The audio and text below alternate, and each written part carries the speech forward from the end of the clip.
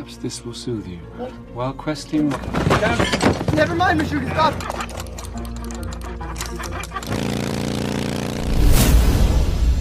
Halo coy, ketemu lagi bersama kami Tinta Dunia. Apa kabar kalian semua hari ini? Semoga sehat-sehat saja ya. Kali ini kami akan menyajikan alur dari sebuah film yang cukup unik.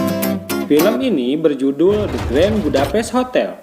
Karena meraih banyak sekali penghargaan, saya pun cukup penasaran dengan film ini. Tanpa basa-basi lagi, mari langsung saja kita masuk ke alur ceritanya.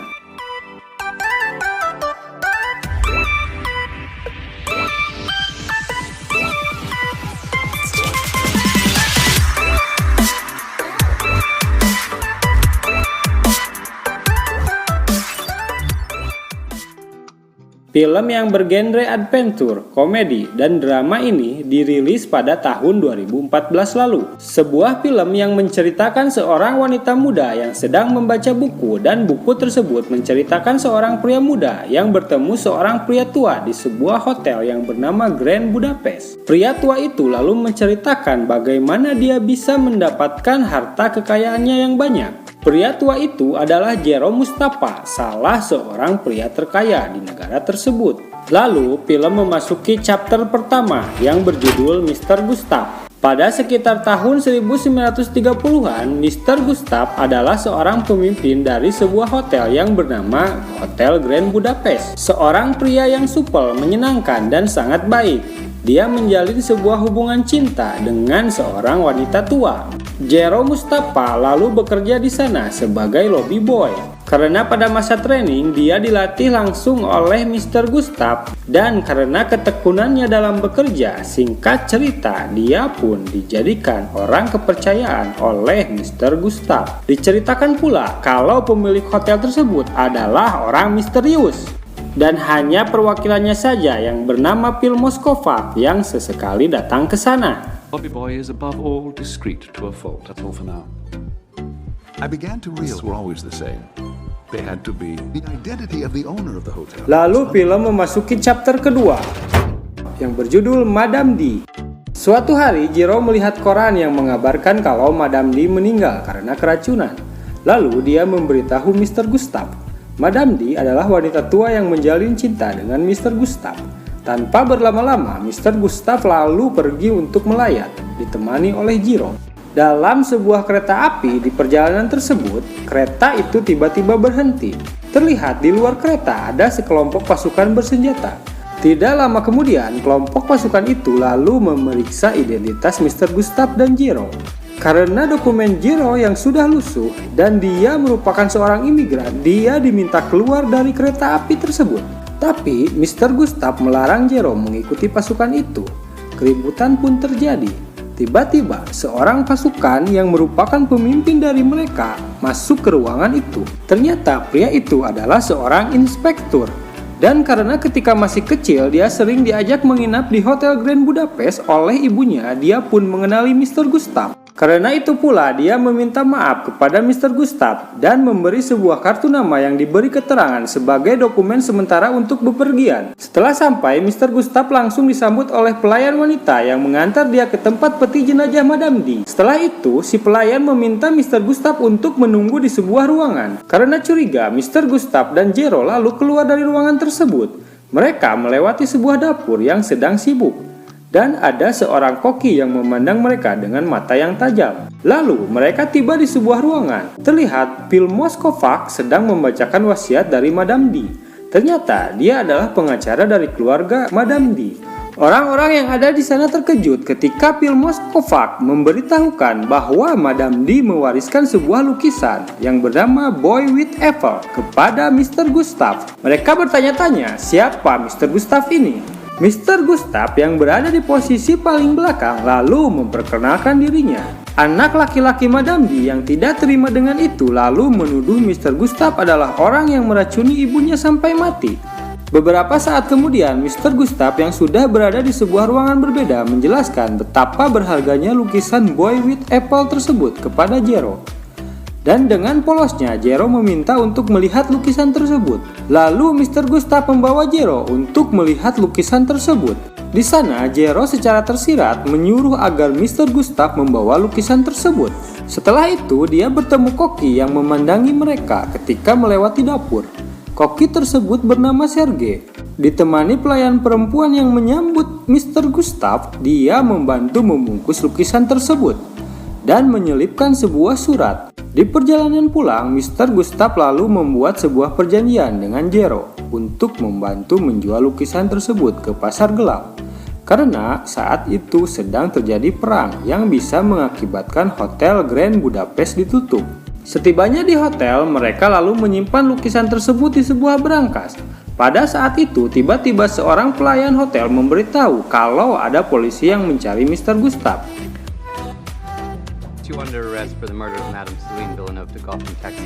Lalu, film memasuki chapter 3 yang berjudul Checkpoint 19 Penjara. 1 minggu kemudian, sambil membawa sekotak kue, Jero Mustafa menemui Mr. Gustav di penjara. Lalu, Mr. Gustav menceritakan kalau dia menghajar orang-orang satu ruangannya untuk menunjukkan kalau dia bukan orang yang pengecut, supaya dia dihargai di sana. Walaupun terlihat wajah Mr. Gustav yang babak belur. Setelah itu, Jero menceritakan kalau dia sudah berbicara dengan Phil Moskova, pengacara Madame D. Dari pembicaraan itu diketahui kalau Mr. Gustav dilaporkan oleh anak dari Madame D karena telah meracuni ibunya. Dan orang yang menjadi saksi kuncinya telah melarikan diri. Dia adalah Sergei, orang yang menjadi koki di kediaman Madame D. Mendengar itu, Mr. Gustav marah karena merasa dikhianati oleh Sergei. Lalu meminta maaf kepada Jero karena sudah melibatkannya dalam masalah tersebut. Jero lalu menyemangati Mr. Gustav agar tidak menyerah. Beberapa saat kemudian terlihat anak buah Dimitri mengunjungi saudara perempuan Sergei untuk menanyakan keberadaan Sergei. Dimitri adalah anak dari Madame D. Dengan gemetar, saudara perempuan Sergei berkata kalau dia tidak mengetahui keberadaan saudara laki-lakinya itu. Di dalam penjara, Mr. Gustav berkeliling sambil membagi-bagikan makanan. Setelah tiba di ruangan tempat dia di penjara, dia membuka kue yang dibawa Jero, lalu memotongnya. Dengan secepat kilat, kue kecil itu lenyap tak bersisa disantap oleh teman-temannya. Setelah selesai makan, teman-teman satu ruangan Mr. Gustav lalu menceritakan kalau mereka mempunyai rencana untuk kabur dari penjara tersebut. Rencana mereka sudah matang, tapi ada satu kendala yang belum bisa mereka selesaikan, yaitu mereka tidak punya alat untuk menggali. Setelah itu, Jero Mustafa yang sudah tua terlihat menangis dan menghentikan ceritanya. Setelah menyeka air matanya, dia lalu melanjutkan kembali ceritanya. Dia menceritakan tentang hubungan asmaranya dengan seorang gadis yang bernama Agatha. Dia adalah pembuat kue di Grand Budapest Hotel. Singkat cerita, Jero dan Agatha membuat kue yang di dalamnya terdapat alat-alat untuk menggali yang akan diberikan kepada Mr. Gustav. Karena alat-alat itu kecil sehingga membuatnya tidak terdeteksi oleh sipir penjara. Beberapa saat kemudian, dengan sedikit mengancam, Dimitri menyuruh Phil Moskova untuk tidak mencampuri urusannya. Tapi Phil Moskova tidak mau dan akan tetap melakukan tugasnya sesuai ketentuan hukum. Setelah itu, terlihat Mr. Gustav dan teman-teman satu ruangannya sedang menggali di bawah tempat tidur dengan alat-alat yang dikirimkan oleh Jero. Beberapa saat kemudian, Jero menemui Agatha untuk memberitahu tentang lukisan yang dia dan Mr. Gustav simpan di berangkas. Lalu meminta Agatha untuk mengambil dan menjualnya di pasar gelap. Agatha tidak mau mengikuti permintaan Jero karena dia merasa hanya seorang tukang kue biasa dan bukan seorang penadah. Setelah itu, Jero memberikan kertas yang berisikan kode berangkas tempat lukisan Boy with Apple disimpan.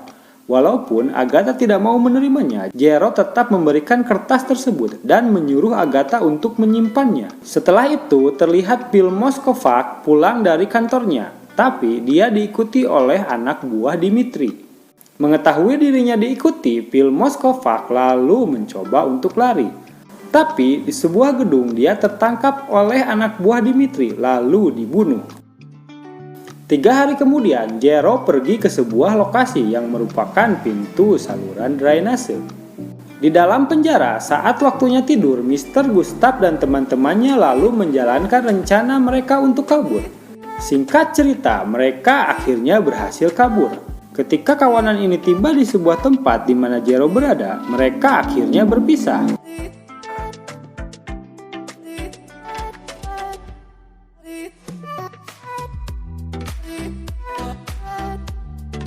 Mr. Gustav lalu memarahi Jero karena tidak membawa peralatan yang dia suruh bawa.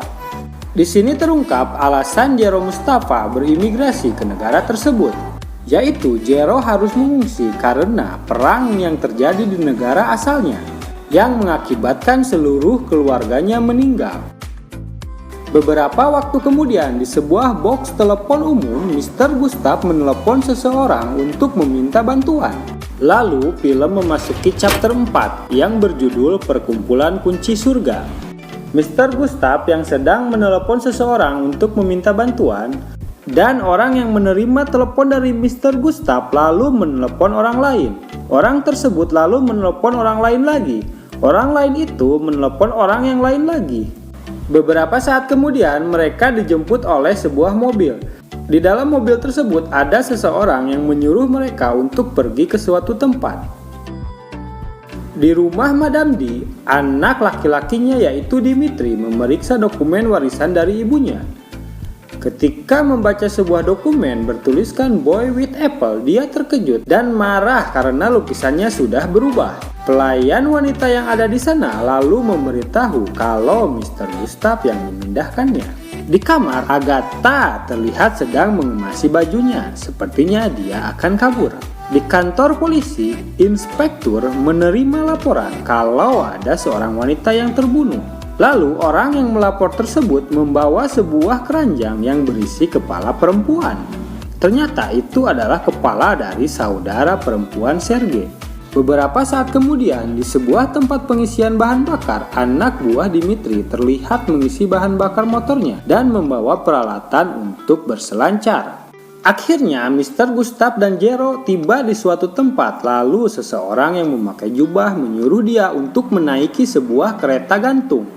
Di dalam kereta gantung, tiba-tiba mereka berhenti dan seseorang yang ada di kereta gantung yang lain meminta mereka untuk bertukar tempat dengannya. Setelah itu, seseorang di sebuah gedung menyuruh mereka untuk memakai jubah putih lalu mengikuti sebuah ibadah. Di tempat ibadah, seseorang di sebelah mereka menyuruh mereka untuk mengaku. Mr. Gustav yang jengkel lalu berkata kalau dia tidak bersalah, tapi orang tersebut menunjuk ke sebuah tempat. Ternyata itu adalah sebuah tempat di mana umat Nasrani mengakui dosa-dosanya. Mr. Gustav lalu pergi ke tempat tersebut. Di sana dia menemui Sergei lalu meminta penjelasan kenapa dia memfitnahnya. Setelah menjelaskannya, Sergei lalu memberitahu kalau Madame D memiliki wasiat kedua. Sergei lalu memberitahu kalau dia mempunyai salinan kedua dari wasiat kedua Madame D. Karena marah dan jengkel, Mr. Gustav meminta Sergei untuk tidak bertele-tele dan memberitahukan isi dari wasiat tersebut. Tapi tiba-tiba jendela yang memisahkan mereka tertutup dan Sergei tidak menjawab apa-apa. Mr. Gustav lalu mencari tahu apa yang terjadi. Ternyata Sergei sudah terbunuh dan orang yang membunuhnya adalah anak buah Dimitri. Lantas mereka pun mengejar anak buah Dimitri itu. Lalu aksi kejar-kejaran memakai seluncur pun terjadi. Beberapa saat setelah itu anak buah Dimitri berhenti. Karena tidak bisa mengerem, Mr. Gustav dan Jero terlihat terbang dan terjatuh. Jero yang kepalanya menancap ke dalam salju, serta Mr. Gustav yang akan terjatuh ke dalam tebing berpegangan ke sebuah es. Anak buah Dimitri mendatangi Mr. Gustav lalu menginjak-injak es yang menjadi pegangannya agar dia terjatuh. Tapi tiba-tiba Jero datang dari belakang dan mendorong anak buah Dimitri ke dalam tebing tersebut. Dari kejauhan, inspektur dan anak buahnya mengawasi keadaan, lalu menyuruh mereka untuk menyerahkan diri. Jero lalu menyarankan untuk mencuri motor anak buah Dimitri dan kembali untuk mengambil lukisan Boy with Apple. Lalu, film memasuki chapter kelima yang berjudul Salinan Kedua dari Keinginan Kedua. 24 jam kemudian, Agatha dengan membawa setumpuk kotak kue memasuki Hotel Grand Budapest. Di dalam hotel ada banyak pasukan bersenjata, karena saat itu Hotel Grand Budapest menjadi barak pasukan. Agatha lalu pergi ke ruangan tempat berangkas untuk mengambil lukisan Boy with Apple. Di luar hotel, Mr. Gustav dan Jero berada di dalam sebuah truk mengantar kue. Tiba-tiba Dimitri datang untuk memasuki hotel.